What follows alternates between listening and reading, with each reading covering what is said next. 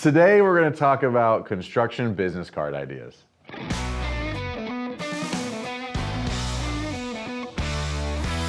Hey guys, I'm Mike Claudio, owner of WinRate Consulting and host of the Big Stud Sales Podcast. And obviously we're in the year 2020 right now.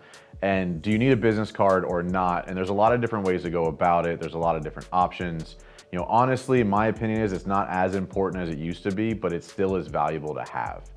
What's more important is having your online business card that really grasps the attention of the people around you, which we're not going to touch on in this video.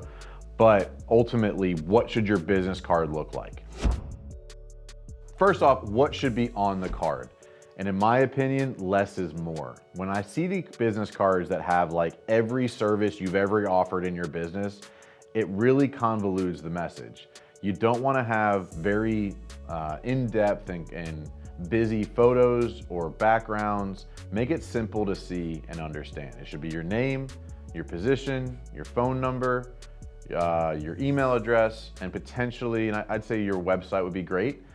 Maybe even your social media handles on the back as opposed to your services. Because ultimately, if somebody's getting your business card in today's environment, you're handing it to them.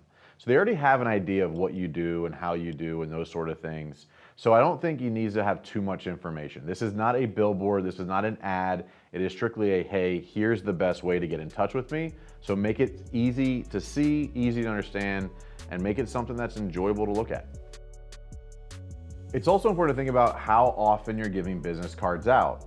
And it's probably better to spend a little bit more on a thicker cardstock and maybe some features like a soft touch, raised or glazed images or text on the card, because it really makes a different impression when you hand it to somebody. Like I spend 50 to 60 cents on a business card. So if I get 1,000 cards, it's gonna cost me $500 to $600. But when I hand it to somebody, I've never given somebody my card where they didn't stop, grab it, look at me, and then look back down at the card, like, wow, that's a really nice card. I'm like, yeah, I know, like I put thought into it.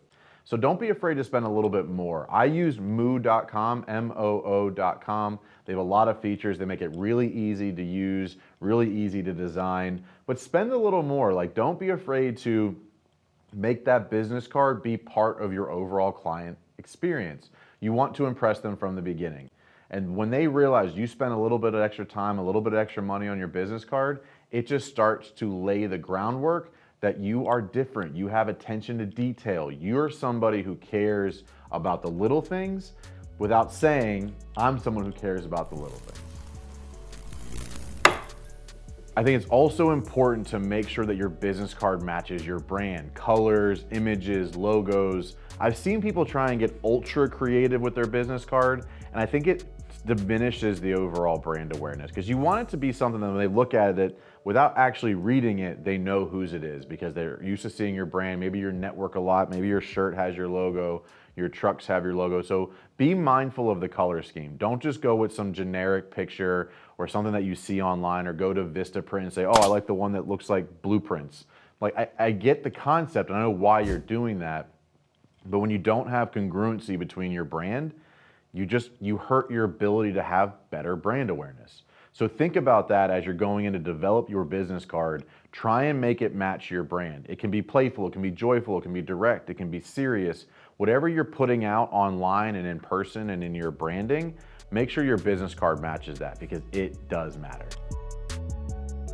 So the last kind of unique thing that I think is really important is finding a card size that is not the normal. If you think about it, when you grab a stack of cards, let's say you're at a networking event or you're out with a bunch of people and they pick up 5 or 6 cards from that event and yours is a little bit of a different size, it's going to stand out amongst the rest as they're holding it. So they're gonna see it a little bit more, they're gonna hold it a little bit differently. I like going with rounded edges as opposed to pointed edges. Just helps in the overall, like it just makes it look different and feel different, which helps you stand out amongst the competition of the business cards that in somebody's hand. And it's that important, because are they gonna remember you after that event or not? So don't be afraid to be ultra unique with the shape of it, because even if you give one to somebody, they're not gonna know the difference. They're just gonna hold the card. But if they have a stack in their hand, your card will stand out amongst the rest. So the last tip is, don't forget to leave at least 3 business cards with any client or any referral partner. I've gone as far as to send thank you cards with 3 business cards in it, but at an event, at a house, at a referral partner, at a real estate office, wherever you are, when you meet somebody new and you want them to remember, you give them several cards because they'll put it somewhere. When you get 1 card, you kind of throw it wherever, but if you get a stack of cards, you typically place it somewhere a little bit differently.